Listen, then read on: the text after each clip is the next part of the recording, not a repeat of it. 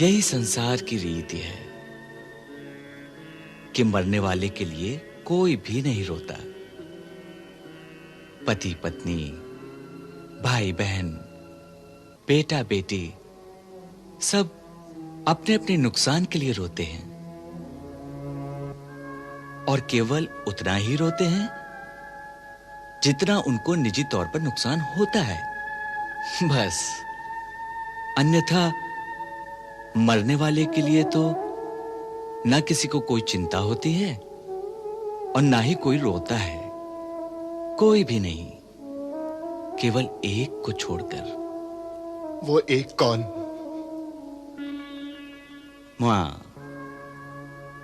मां का दुख निस्वार्थ होता है। केवल मां की पीड़ा निश्चल होती है। घर्षण मात्र से अपनी भावनाओं की इमोजी भेज रहा है। 4 बोतल वोडका, काम मेरा रोज का ने भारत का भविष्य तबाह कर रखा है।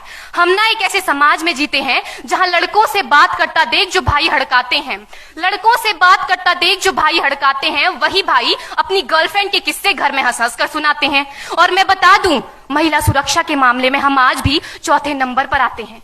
हम ना एक ऐसे समाज में जीते हैं जहां पत्थर की मूरत को लगते हैं 56 भोग और भूखे नंगे तड़पते सो जाते हैं लोग, भूखे नंगे तड़पते सो जाते हैं लोग। मजदूर को मजदूर समझिए, मजबूर नहीं। गरीब को काम दीजिए, दान नहीं। और अगर दान देने के इच्छुक हैं तो जीते जी रक्तदान दीजिए और मरने के बाद अंग दान देकर किसी मरते हुए को जीवन दान दीजिए। यही सच्ची देशभक्ति और यही सच्चा राष्ट्र प्रेम है। ना सरकार मेरी है ना रब मेरा है, ना सरकार मेरी है ना रब मेरा है, और ना ही ये बड़ा सा नाम मेरा है। बस इतनी सी बात का गुरूर है मुझे कि मैं भारत की हूं और ये भारत मेरा है और ये भारत मेरा है। परंतु एक वैचारिक बीमारी हमारे समाज में मुझे नजर आती है।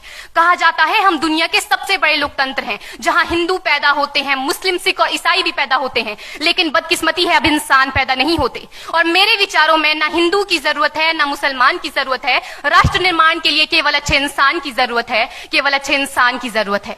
जरा सोच कर देखिए, ये पेड़ पौधे और शाखाएं भी परेशान हो जाएं अगर परिंदे भी हिंदू और मुसलमान हो जाएं।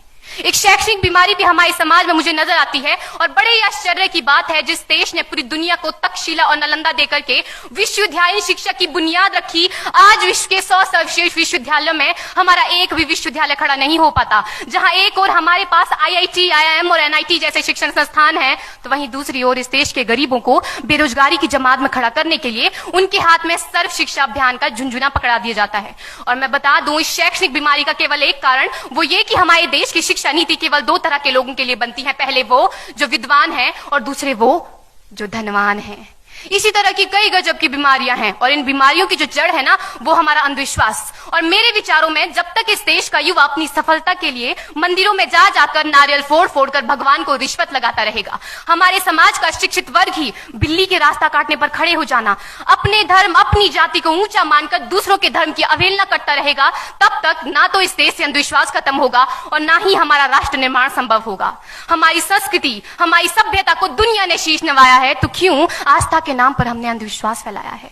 मेरे विचारों में हमारा राष्ट्र निर्माण तब संभव होगा जब इस देश में महिलाओं की पूजा नहीं, उनकी इज्जत की जाएगी। राष्ट्र निर्माण तब संभव होगा जब हम जातिगत आरक्षण नहीं बल्कि सामाजिक सशक्तिकरण पर बात करेंगे। राष्ट्र निर्माण तब संभव होगा जब स्वच्छता अभियान में केवल सरकार नहीं बल्कि सड़क पर चलने वाला हर एक नागरिक हाथ बंटाएगा, स्वच्छ भारत स्वस्थ भारत को दिल से अपनाएगा। असल मायने में हमारा राष्ट्र निर्माण तब संभव होगा जब एक गरीब बच्चा मध्याह्न भोजन के नहीं बल्कि ज्ञान अर्जन के लिए सरकारी स्कूल की चौखट पर कदम रखेगा। और हमारा राष्ट्र निर्माण तब तक संभव नहीं होगा जब तक एक नागरिक नैतिक रूप से सटीन, चारित्रिक रूप से भ्रष्ट, मानसिक रूप से दिवालिया, धार्मिक रूप से अंधा, राजनीतिक रूप से गंदा, स्वैच्छिक मान मूल्यों के आंकड़ों में जिन्न शिन्न पैपंदमयी अखंड भारत को खंड खंड करता रहेगा। तब तक हमारा राष्ट्र निर्माण संभव नहीं होगा। बड़ी बड़ी बातें नहीं, छोटी छोटी कोशिशें करनी होगी, क्योंकि ठोकर हमें पहाड़ से नहीं पत्थरों से लगा करती है। I being an Indian, I being a student, I being a symbol daughter of this motherland feel proud to be an Indian. Indian. और मैं सैल्यूट करना चाहूंगी सरहद पर दिन रात हमारी रक्षा के लिए खड़े हर उस जवान को, इस देश की पुलिस प्रशासन और किसान को, और इस देश के हर उस व्यक्ति को जो अपना काम पूरी ईमानदारी, पूरी मेहनत और पूरी लगन से करते हैं, जिनके बिना राष्ट्र निर्माण की कल्पना करना भी असंभव सा लगता है। और आज इस मंच पर पूरी जिम्मेदारी के साथ मैं भारत की बेटी ये कहती हूं कि हमारा राष्ट्र निर्माण तब संभव होगा जब हम सभी, मैं, आप, हम सब मिलकर प्रयास करेंगे, क्योंकि हमारे देश की जिम्मेदारी नहीं है हमें आगे ले जाने की, हमारी जिम्मेदारी है अपने देश को आगे ले जाने की, अपने राष्ट्र को आगे ले जाने की, अपने वतन को आगे ले जाने की। तो अंत में मैं बस यही कहना चाहूंगी, मेरा हिंदुस्तान महान था, महान है, महान रहेगा।